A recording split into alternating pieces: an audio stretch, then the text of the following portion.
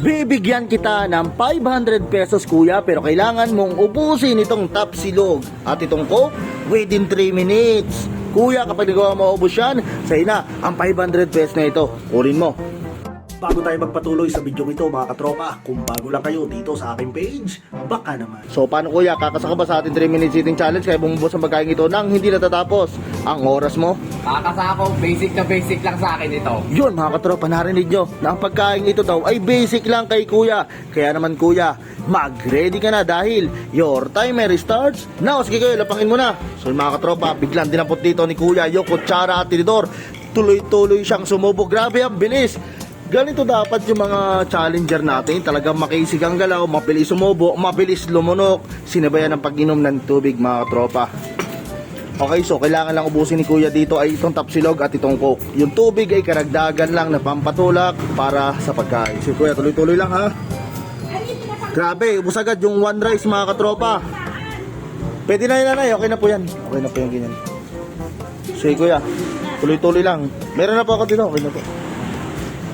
Okay, so paubos na agad mga katropa. Talagang palaban, mabilis si kuya dito. Sanay na sanay sa paglapang. Ito pala si kuya ay dinadaya sa mga piyestahan mga katropa. Kapag maraming kainan, siya ang tinatawagan. Si kuya, kaya mo yan, kukunti na kaagad. Okay, ang bilis. Si kuya ay meron pang 2 minutes mga katropa. Grabe, talagang palaban, mabilis sa paglapang. Yun, ang laki ng subo ng rice mga katropa. Kita nyo naman, nakakutsara pa ito. Lalo na kung ito ay nagkamay si kuya, baka sigurado 1 minuto ay naubos niya agad ito. Sige kuya, yun, ganito dapat ang challenger. Mabilis gumalaw, tuloy-tuloy sa paglunok. Yan, kakunti na kaagad kuya. Yun, mga katropa, si kuya ay meron pang 1 minute and 33 seconds. Kaya mo yan kuya, iisang subo na.